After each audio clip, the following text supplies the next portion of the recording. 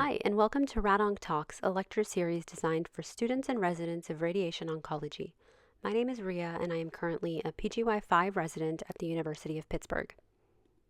Today we'll be continuing in our GU cancer series with a discussion of bladder cancer. Bladder cancer is the second most common genitourinary malignancy. Predominantly, it affects males, about 76% males, and the median age of diagnosis is around 70 years old. The highest rates are seen in North America and Western Europe, and here the predominant histology is urothelial carcinoma. So more than 90% of bladder cancers here have urothelial carcinoma histology. Bladder carcinoma can also be squamous cell histology, but this tends to be more prevalent in areas like the Middle East and in Africa, and oftentimes it can be associated with infections such as schistosomiasis. But here in the US, we definitely see more commonly urothelial carcinomas. In terms of bladder cancer presentation and management, so about 70% of the time, bladder cancer presents just with superficial disease. So stage 1 bladder cancer is considered non-muscle invasive bladder cancer. So it's just involving the lamina propria without invading into any of the detrusor muscle layers. And in the case of stage 1 non-muscle invasive bladder cancer, the management is typically with upfront TURBT, which stands for transurethral resection of the bladder tumor. And depending on risk factors, we may or may not follow that up with intravesical therapy, such as either chemotherapy or BCG. Muscle-invasive bladder cancer, on the other hand, is stage 2 and above, and this can either be managed with cystectomy and perioperative systemic therapy, or chemoradiation can play a role if we are going for a bladder preservation approach. So in a nutshell, that's how we think about bladder cancer. In this talk, I'd like to start by going over the background in terms of presentation, workup, anatomy, and pathology. Then we'll talk about staging and finally get into the treatment paradigm with more details on the management for non-muscle invasive versus muscle invasive disease. Starting with a little bit of background. Most commonly, bladder cancer presents with hematuria, and this can be gross hematuria or microscopic hematuria. And there's about a 10 to 20% risk of bladder tumor being present anytime patients present with gross hematuria. So it's very important to work them up thoroughly. Oftentimes, this involves a CT urogram as well as a cystoscopy. Additionally, patients may have obstructive or irritative bladder symptoms, and if they really have locally advanced disease, they may even present with pelvic pain or back pain. In terms of risk factors, the majority of risk factors are environmental exposure. Smoking is probably the most important risk factor, accounting for about 50% of cases. Other things we think about are chemical exposures such as industrial aromatic amines, polycyclic aromatic hydrocarbons, hair dyes, chlorinated water, arsenic. Drugs such as phenacetin-containing analgesics or cyclophosphamide can account for bladder cancer. And as we mentioned previously, in other areas of the world where schistosomiasis is more common, this is a risk factor and it leads to squamous cell carcinoma histology. We also think about chronic inflammation as a risk factor. So think of patients with chronic UTIs or cystitis, or even patients with permanent indwelling catheters. Anyone with history of kidney stones, anything that predisposes to chronic inflammation. And then, of course, exposure to prior radiation can increase risk of bladder cancer as well. The anatomy of the bladder is very important to keep in mind, especially when we're communicating with the urologist about the location of bladder tumor. So just to review, the bladder is divided into 3 different sections: the body, which is the part of the bladder above the ureteral orifices, the trigone, which is between the ureteral openings and the neck of the bladder, and then finally the neck, which forms the most inferior portion of the bladder. Inside of the pelvis, the bladder is anchored to the anterior abdominal wall by the urachus. In terms of the primary lymphatic drainage, so we think about external iliac, internal iliac, obturator, perivesical, as well as presacral nodes. And these are really the nodes that we think about covering if we ever happen to be doing elective nodal radiation, or if patients have nodal involvement and we are kind of covering the rest of the pelvis as well because it's included in the CTB.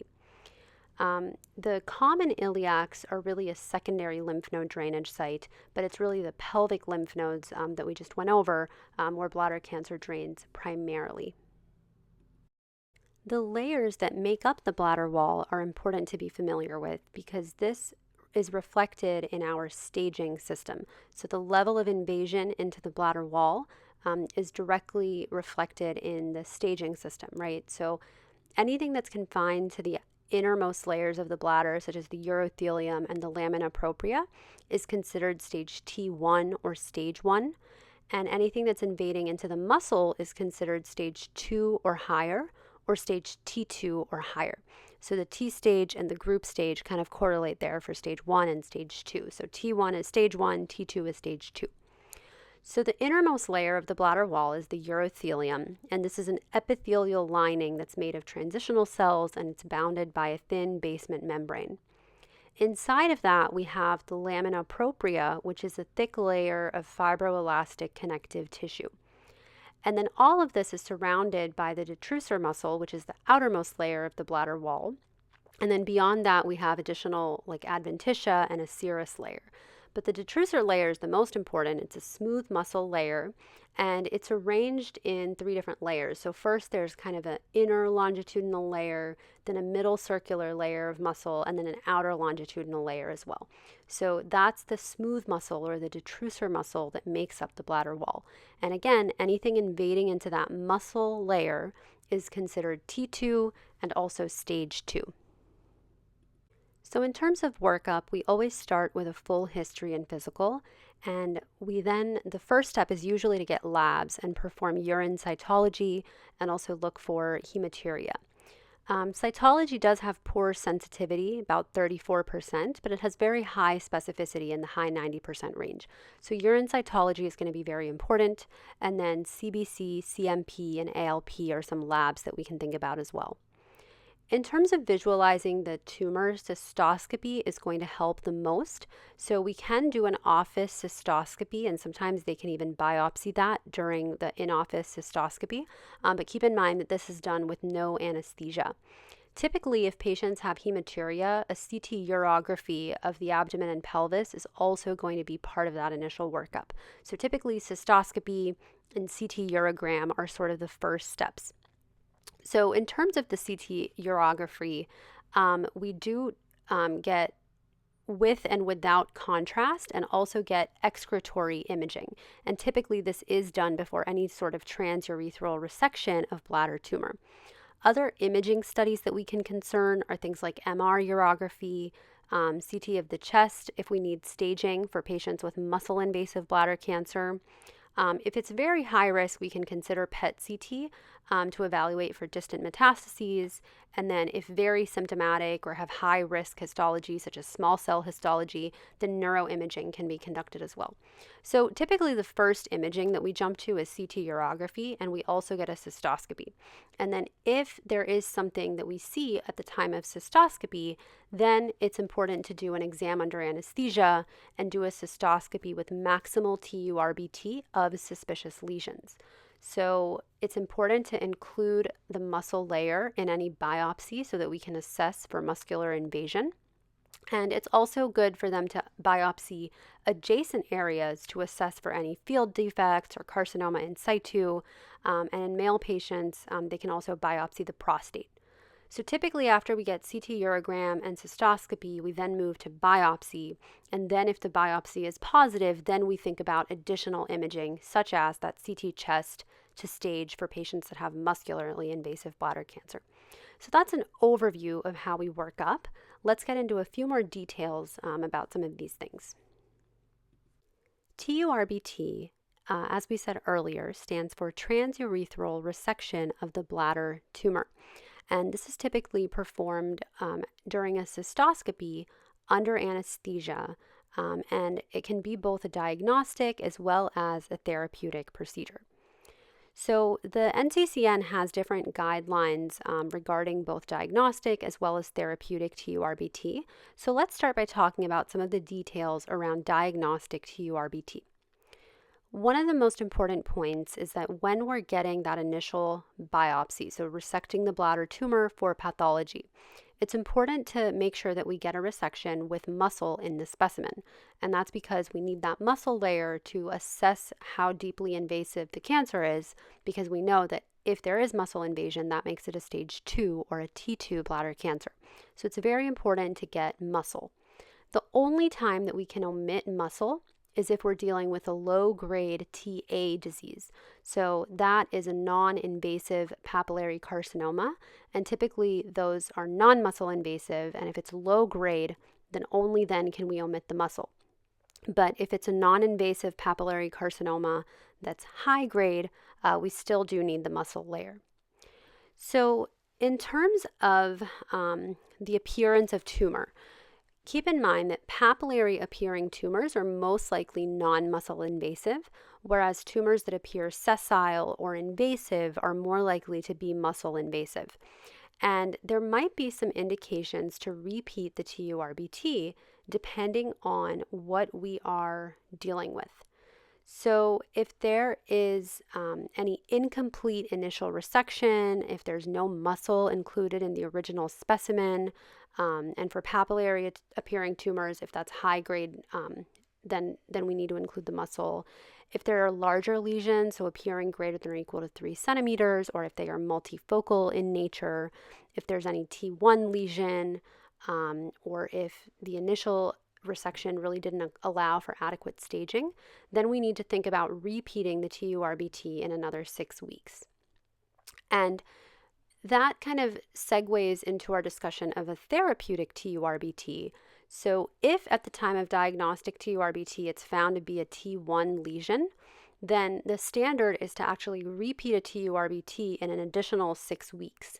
And from there, patients may or may not need further intravesical therapy, whether that's chemotherapy or BCG. So if it's a T1 tumor, we do need to be repeating a therapeutic TURBT in another 6 weeks.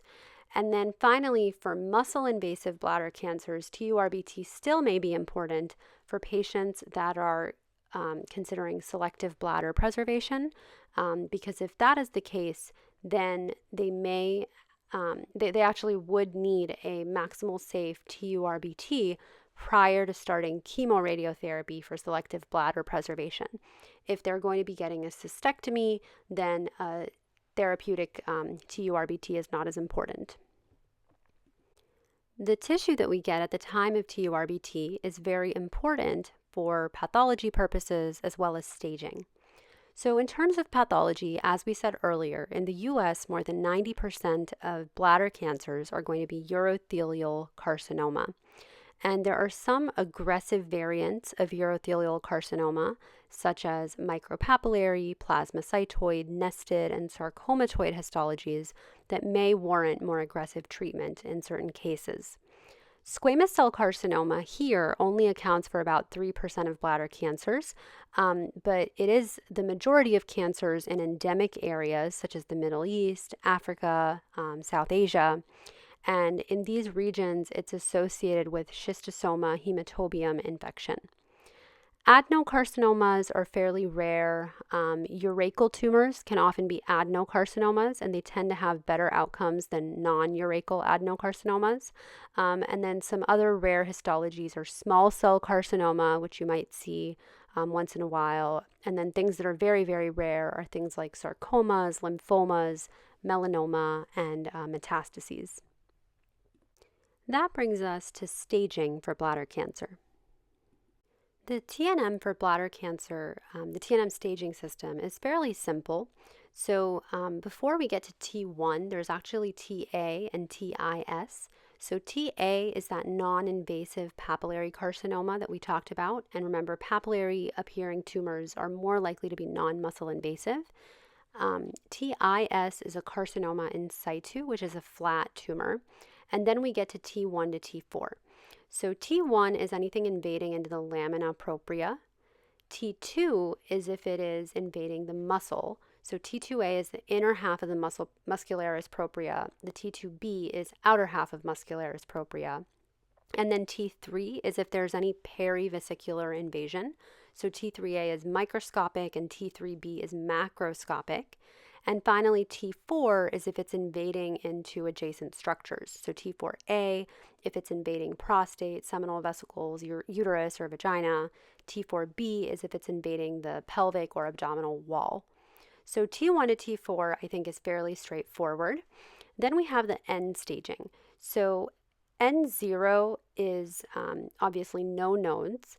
N1 is if we have a single pelvic node. N2 is if we have multiple pelvic nodes. And then finally, N3 is if we have common iliac nodes. So N1 and N2 are single and or multiple nodes of the true pelvis. And then N3 is if it goes up to the common iliac nodes, which remember are a secondary site of nodal drainage.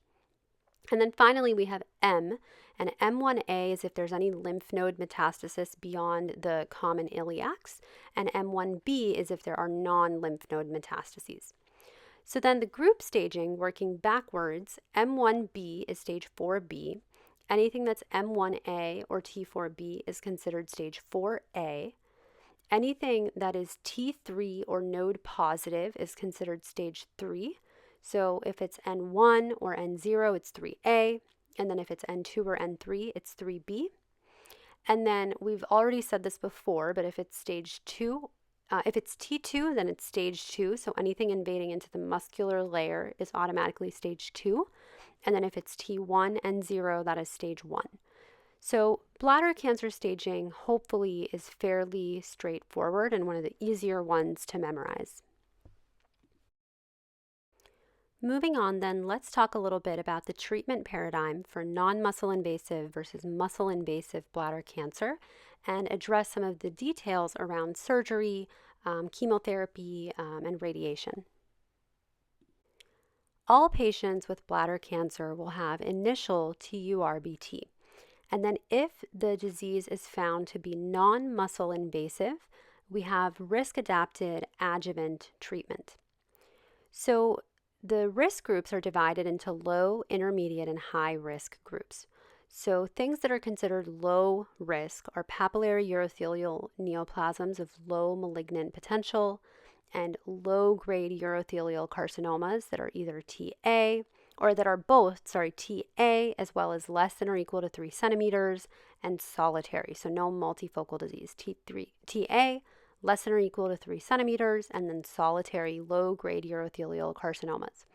These can be managed with just observation after that initial TURBT.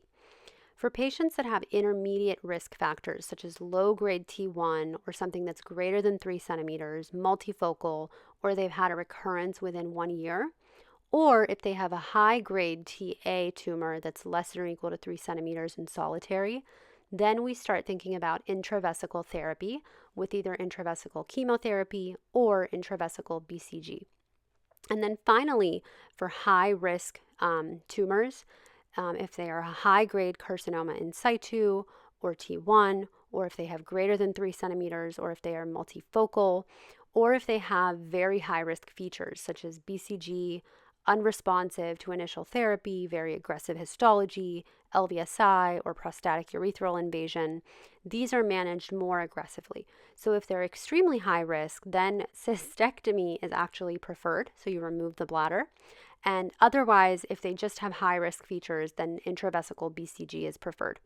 So in a nutshell, that's low, intermediate, and high risk. And for these higher risk tumors, as well as intermediate risk, is really where we're thinking about intravesical therapy.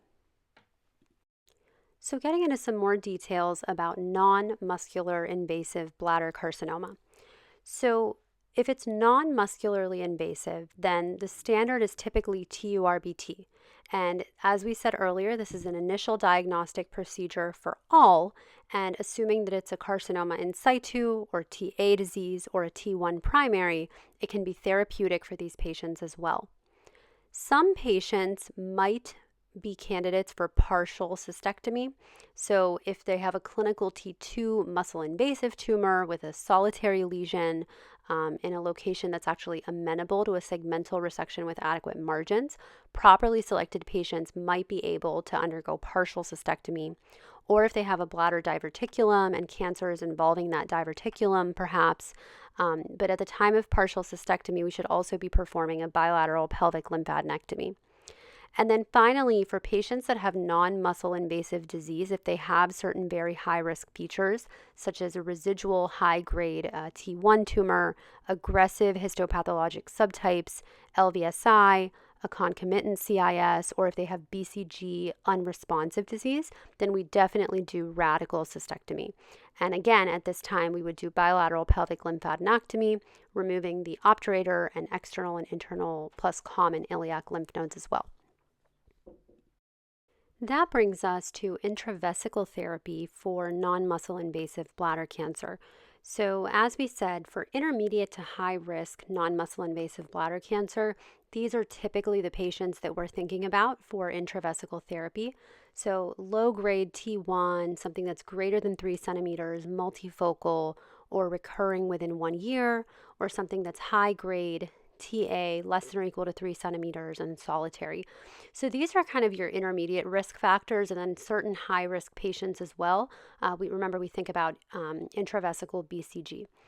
So common agents that are used when we say intravesical therapy, one thing that urologists can do is immediate post-procedural intravesical chemotherapy. So less than 24 hours after surgery, ideally within 6 hours. And this can be intravesical gemcitabine or intravesical mitomycin C. And then an alternate option is intravesical BCG, which is live attenuated Mycobacterium bovis that has an anti-tumor immunostimulatory mechanism. And this is something that's typically given adjuvantly for a while. So there's an induction regimen that we typically start about 3 to 4 weeks after surgery. This consists of weekly intravesical BCG for 6 weeks.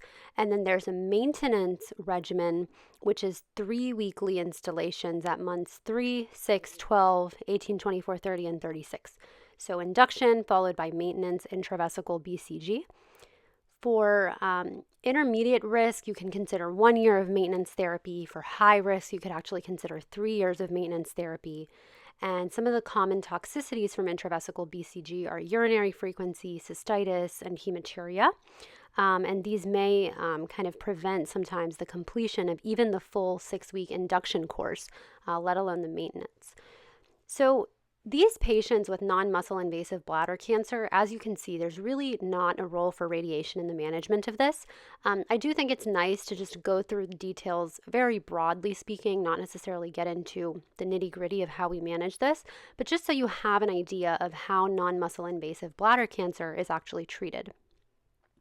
Radiation really starts to have a role in the treatment of muscle-invasive bladder carcinoma for select patients that are opting for bladder preservation therapy. So muscle-invasive bladder carcinoma, remember, is any cancer that is stage T2, which automatically makes it stage 2 or beyond. So these patients, just like our non-muscle invasive patients, are first managed with initial TURBT, and then if we find that there is invasion of the muscular layer, we then have a pathway that we can consider. So if there is muscle-invasive bladder cancer, we first have to answer the question, are they or are they not a surgical candidate?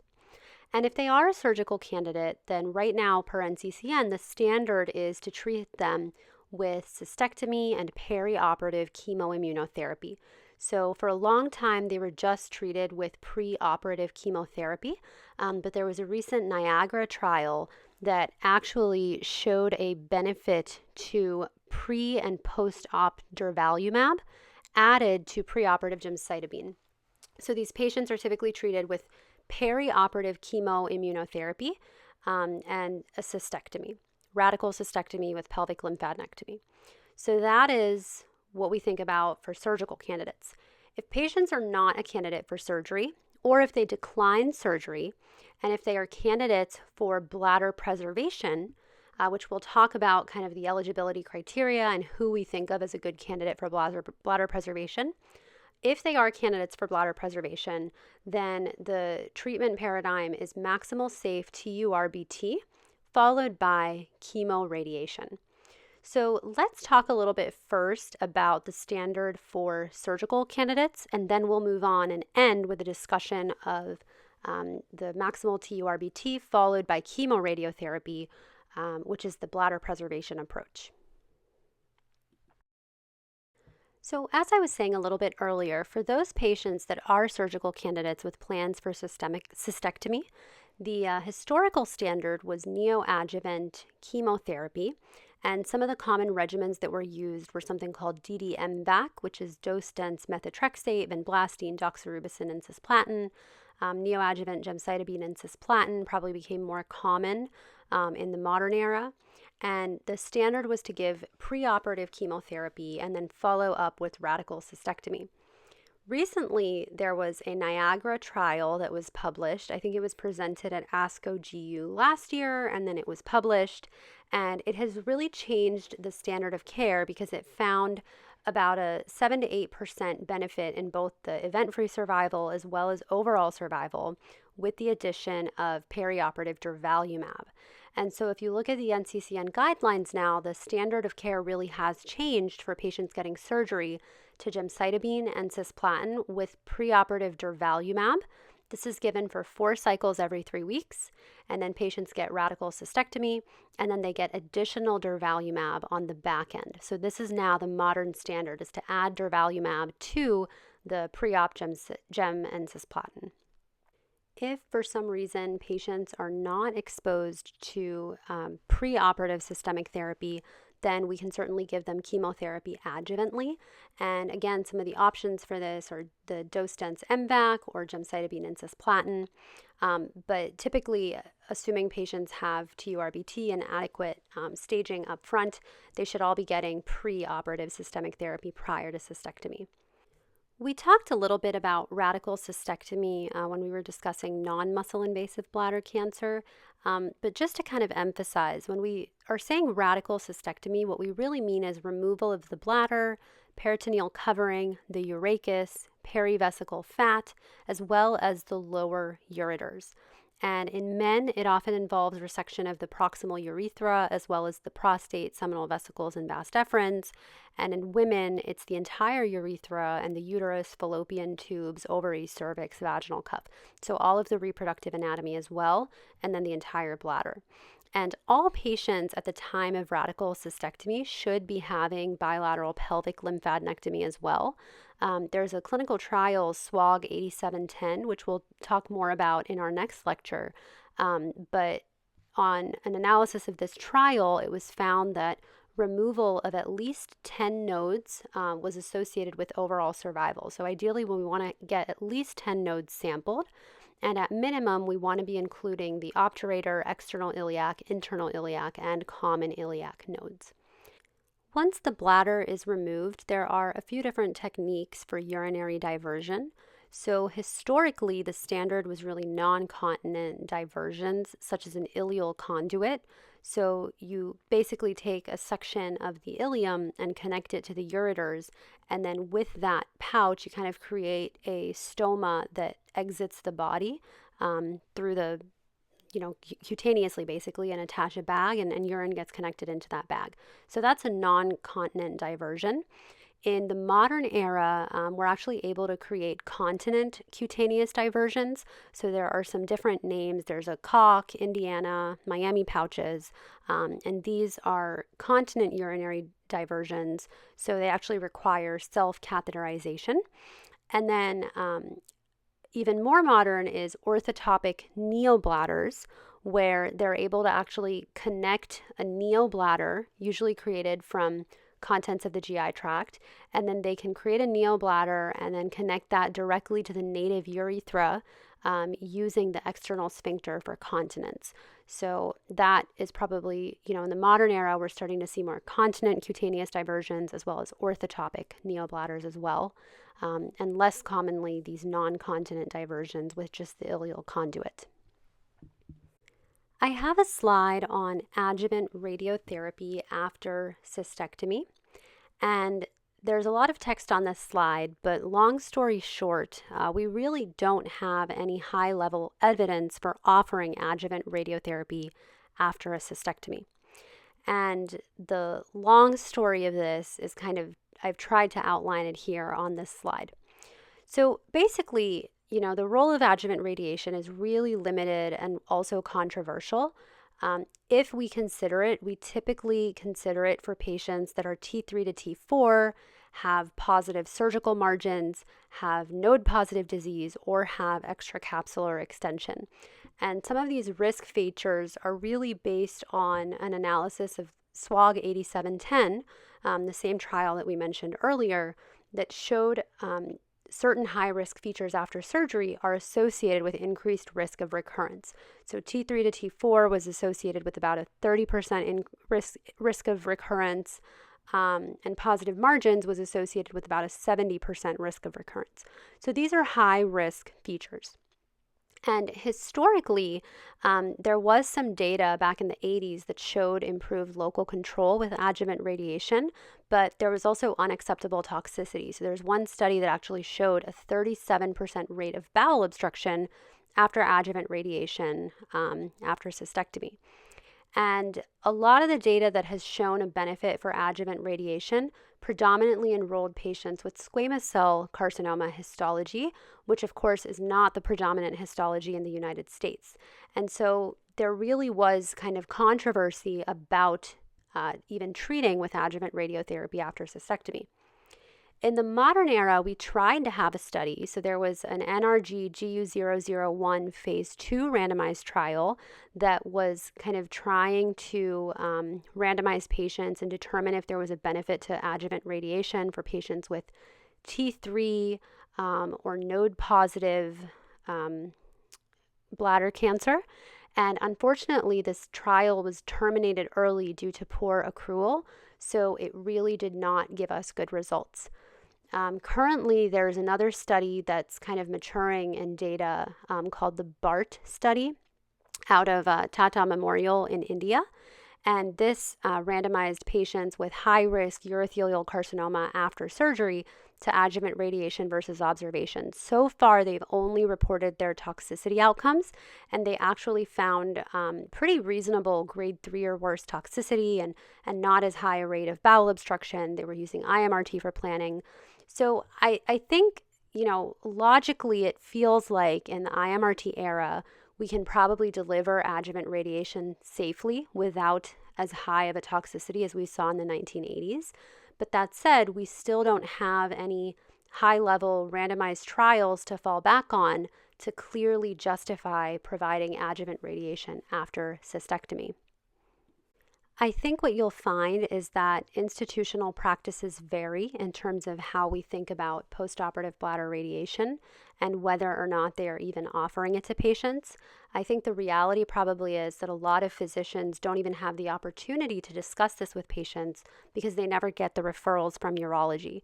Hopefully with additional data, and we'll talk about kind of what data we have in this space in the evidence lecture, but hopefully as results from the BART study mature and we, maybe someday we'll have more high-level randomized evidence, we can help our patients make more informed decisions about this. That said, there are some contouring guidelines for postoperative bladder radiation, and these were originally published in 2016 and then updated in 2022. And they recommend radiation to the cystectomy bed as well as the pelvic nodes, including the presacral, the bilateral distal common iliacs, external, internal iliacs, as well as obturator nodes. So I have this table here for your reference on what contouring a cystectomy bed looks like, but I won't read through it in detail. So we've talked a lot now about the pathway for surgical candidates, which is perioperative chemoimmunotherapy with gemcitabine, cisplatin, and durvalumab. Durvalumab is given both pre- and post-operatively, and then a radical cystectomy. For patients that are either not surgical candidates or do not want surgery, selective bladder preservation with chemoradiotherapy is certainly an option. And here on this slide, what I have is a list of some criteria that we kind of think about for patients that are ideal candidates for selective bladder preservation. So ideally, if we're thinking about curing patients with chemoradiation and giving them a really good chance at cure, we want to make sure that they are good candidates for bladder preservation. And what are some of those criteria? So ideally, for selective bladder preservation, we think about patients that have a unifocal tumor, ideally less than 5 centimeters in size, and ideally after undergoing complete transurethral resection of the bladder tumor. So maximal safe TURBT. And ideally, it's completely resected. We don't want them to have associated carcinoma in situ. Typically, we think about T2 to T3, select T4A patients.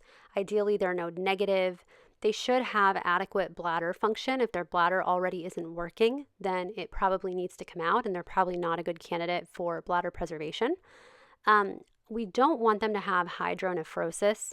If hydronephrosis is unilateral, then we can sometimes pursue bladder preservation after they get a ureteral stent. But ideally, we definitely don't want them to have bilateral hydronephrosis going into bladder preservation. Inflammatory bowel disease, we think about that because radiation is tough to tolerate for those patients. No prior history of pelvic radiation, and they also need to be compliant with a surveillance protocol because, as you'll see, they do need to get surveillance cystoscopy after they complete chemoradiation. So they need to be compliant with that surveillance protocol. So bladder preservation, the general treatment, what that looks like is upfront maximal safe TURBT, followed by chemoradiation. And the conventional dosing is 64 gray and 32 fractions. There's also data for hypofractionated radiation, 55 gray and 20 fractions. And then we can give concurrent chemotherapy, so either 5-FU and mitomycin C together, or cisplatin or low-dose gemcitabine concurrently with the radiation. And then we reassess in 2 to 3 months. And if they are having a complete response, then we continue surveillance. If they have T1, TA, or carcinoma in situ residual after the chemoradiation, they need TURBT. And if they have something that's T2 or higher, then they still need a cystectomy. So this is kind of in a nutshell an overview of what selective bladder preservation looks like. And here on this slide are some more details about the actual chemotherapy regimens as well as radiation details.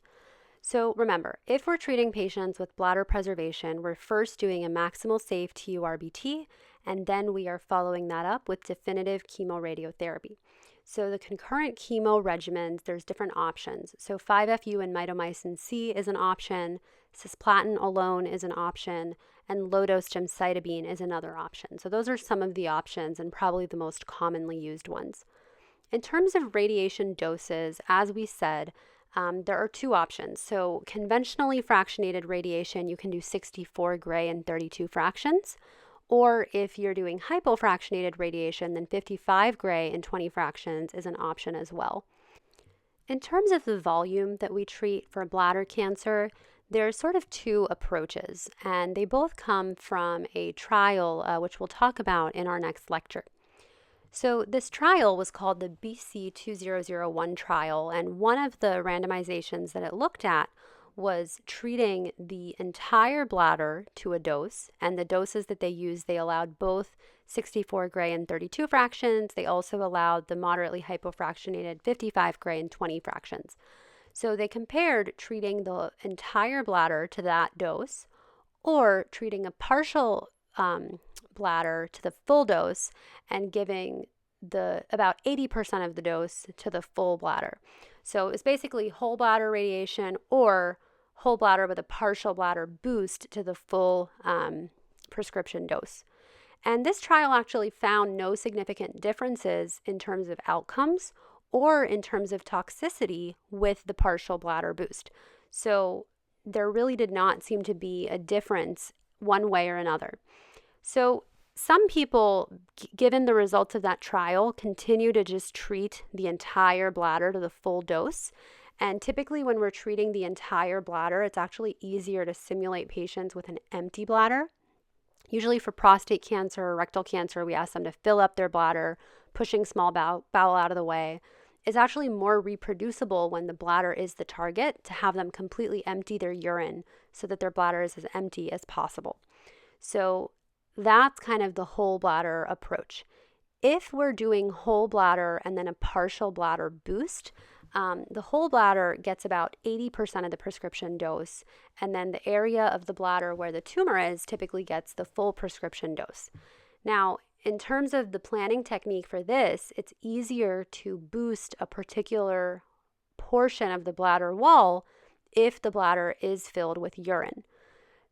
It is, however, important to think about what happens to the bladder as we radiate, and the fact that it's harder for patients to come in with a full bladder when they are, 20 fractions into their radiation. So if you're going to do kind of a partial bladder boost, it's probably easier to start with the boost portion of your plan. So they're naive to radiation at this point, and the first few fractions are better able to hold their urine. So you start with a full bladder, do the partial bladder boost, and then you, as the radiation kind of kicks in, then you ask them to start coming in with an empty bladder, and you expand your target to include the entire bladder. So you can do either whole bladder or partial bladder boost, recognizing that in BC2001, there was no significant difference in either outcome or toxicity with either of these options. I think I've worked with attendings of both kind of schools of thought. One with the school of thought that, if there's no difference in the outcome, there's no difference in the toxicity, we might as well just treat the whole bladder. Another with the school of thought that, it's easier to meet constraints if you're not taking the full bladder to the full dose. So I think either are perfectly reasonable options, especially to say on your board exams. But it's important to kind of be aware of some of those nuances in terms of the technique of planning. The other area where you'll find some controversy is whether or not we cover elective nodes. And this is another thing that's, I think, a little bit controversial and possibly institution dependent. I think especially for patients that have high-risk histology, such as small cell, or if they have clinically node-positive disease, I think it's definitely paramount to consider elective nodal irradiation, but it's not necessarily required. And in BC2001, I don't think they required elective nodal coverage at all. They just treated the bladder with about a 1 to 1.5 centimeter PTV margin. So they were kind of including the perivesical nodes, if you think about it, all the nodes in the fat around the bladder. But they weren't kind of chasing internal and external iliacs, presacrals, certainly weren't chasing common iliacs. So again, elective nodal irradiation is controversial. Typically, the standard volume that we cover is quote unquote the small pelvis, which includes the distal, internal, and external iliacs, presacral nodes, perivesical, as well as obturator nodes. So earlier RTOG trials kind of traditionally treated the full pelvis. So the superior border was the L5-S1 interface.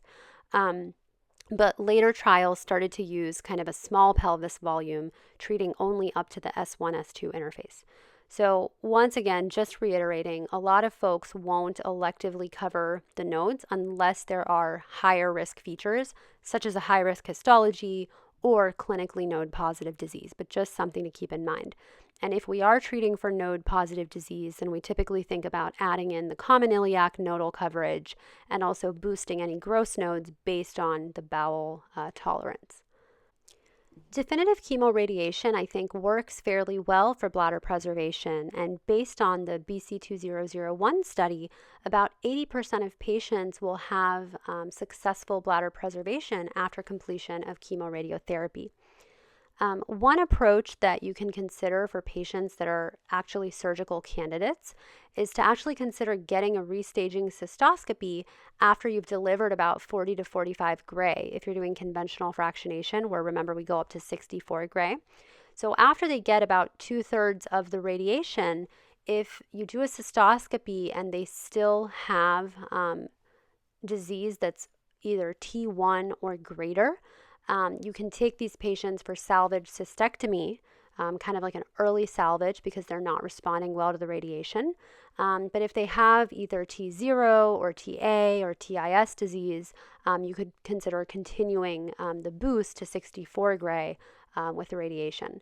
So that's kind of one option to consider for your patients that are surgical candidates who are opting for bladder preservation. If our patients are not surgical candidates, then they don't necessarily derive any benefit from an interim cystoscopy. The very last point I'll mention is for management of locally advanced or metastatic bladder cancer patients. So these are patients that would not be good candidates for either upfront cystectomy or chemoradiation. These patients can actually be treated with first-line systemic therapy, and as opposed to the preoperative gemcitabine, cisplatin, plus durvalumab, there's actually recent data for giving enfortumab vedotin and pembrolizumab, so also known as EV-pembro. So EV is an antibody drug conjugate that's directed against something called Nectin-4, and it's given with pembrolizumab, which is a PD-1 inhibitor. And this was published last year in NEJM, but it actually showed much better outcomes compared to cisplatin-based chemoradiation. So these patients were randomized to EV-pembro versus gemcitabine cisplatin or gemcitabine and carboplatin if they couldn't tolerate cisplatin until disease progression, and they found that the progression-free survival and overall survival almost doubled with EV-pembro compared to cisplatin-based chemotherapy. So for patients that have locally advanced or metastatic bladder cancer, the new kind of treatment paradigm for these patients is to give upfront EV pembrolizumab. And for metastatic patients, we would kind of continue until disease progression. But if patients have locally advanced disease, we can actually consider giving EV pembro and kind of assessing the response after 2 to 3 cycles. And if they do seem to have a good response, then we can consider them for definitive treatment.